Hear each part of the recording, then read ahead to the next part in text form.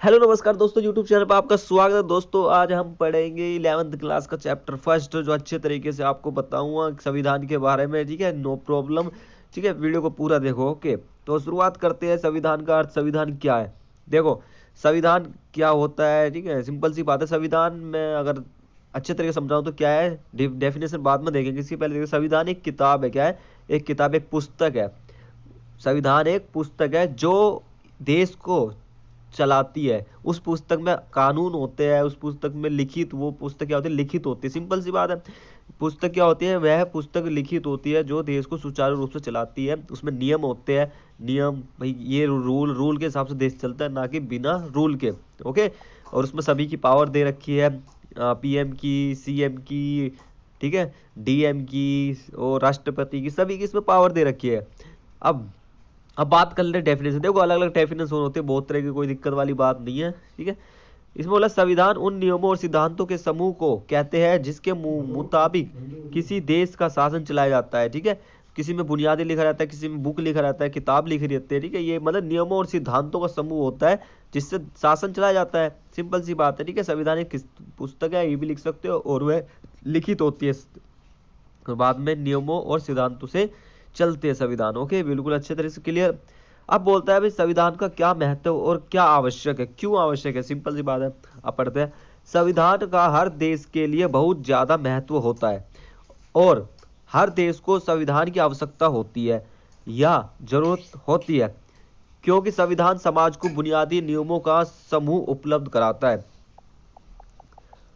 भाई, सभी देश के लिए आवश्यक है संविधान। देखो, संविधान इसलिए आवश्यक है क्योंकि संविधान हमें हमारे हमारे अधिकार को बताता है, हमारे अधिकारों को सुरक्षित करता है। हम वोट दे सकते हैं ना, वो सब हमारे जो भी राइट्स है हमारे, उन सब चीजों को बताता है, उन सब में लिखा रहता है। सिंपल सी बात है।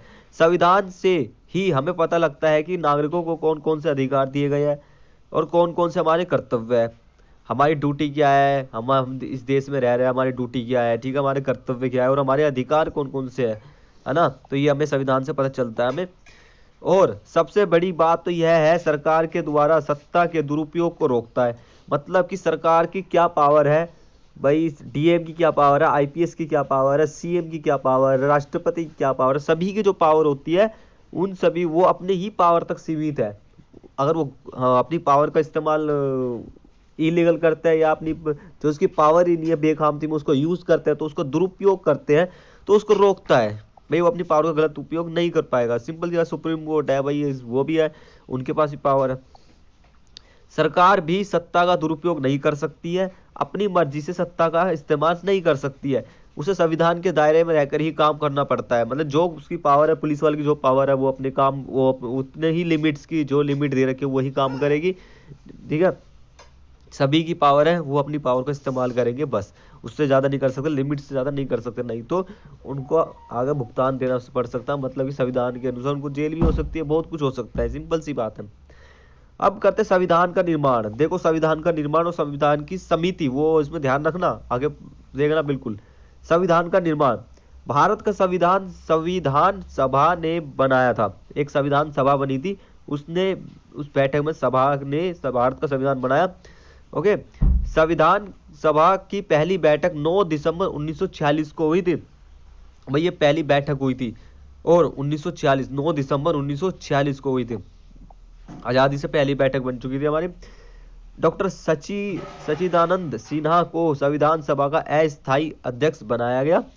11 दिसंबर 1946 को डॉक्टर राजेंद्र प्रसाद को संविधान सभा का स्थायी अध्यक्ष चुन लिया गया। फिर आगे, संविधान सभा ने 2 साल 11 महीने और 18 दिन में संविधान को बनाकर तैयार कर दिया। इस तरीके से 20 नवंबर 1949 को हमारा संविधान बन चुका था, लेकिन इसे लागू किया गया पूरे 2 महीने बाद, यानी 26 जनवरी 1950 को। ठीक है, 26 जनवरी 1950 को ही क्यों लागू किया गया, ये भी एक क्वेश्चन है। ठीक है, ये क्वेश्चन ये है कि 26 जनवरी 1950 को लागू इसलिए किया गया क्योंकि 26 जनवरी 1930 को ही हमने आज़ादी की घोषणा कर दी थी। मतलब कि 1929 की बात है ये। लाहौर लाहौर का जो अधिवेशन हुआ था, उसमें ये हमने आज़ादी का डेट एक फिक्स कर लिया था कि 26 जनवरी 1930 को हम अपनी आज़ादी मनाएंगे हर साल। मगर यहाँ तो 1947 में मनाते हैं, मतलब 15 अगस्त को मनाते हैं। मगर इसी हिसाब से हमने 26 जनवरी 1950 को ही लागू किया। तो आज़ादी के तौर पे वो भी एक संविधान ही है, ठीक है, संविधान को लागू कर दिया। अब है संविधान सभा।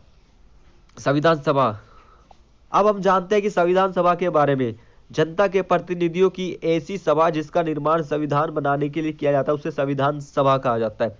ठीक है, जनता के प्रतिनिधि जो जो जनता चुनती है जिनको, ठीक है, वे सब उनकी सभा होती है, वे संविधान को निर्माण करते हैं, ओके, संविधान सभा कहते हैं।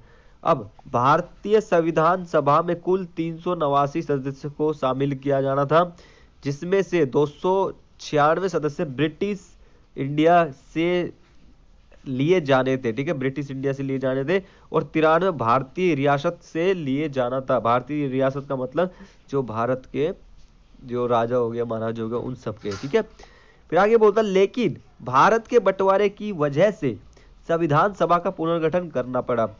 भारत का बंटवारा होगा, फिर दोबारा संविधान इस तरीके से, मतलब बार बार में तोड़ मरोड़ा। फिर अब की बार ब्रिटिश इंडिया के 235 सदस्य लिए गए और भारतीय रियासत से 89 सदस्य लिया गया। इस तरीके संविधान सभा के सदस्यों की संख्या घटकर 389 से 324 हो गई, ये ध्यान रखना बिल्कुल। अब आते हैं अच्छे तरीके से, संविधान का निर्माण करने के लिए बहुत सारे विषय बनाने के लिए कई समितियां बनी, कुल 15 समितियां बनाई गई।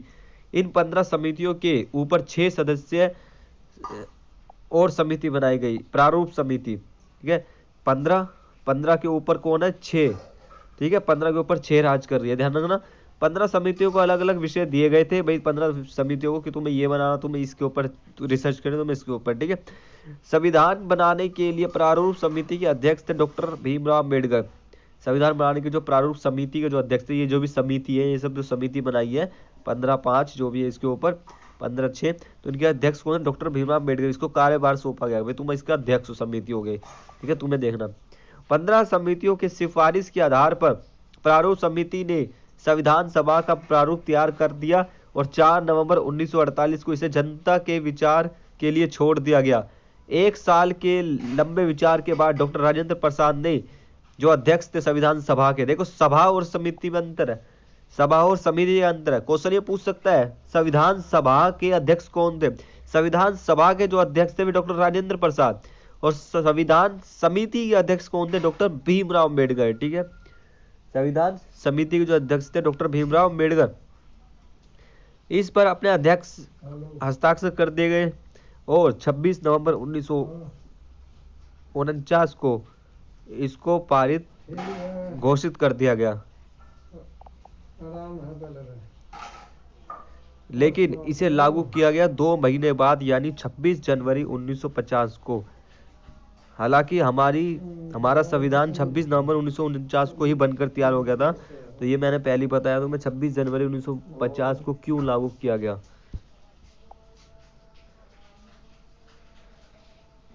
ठीक है,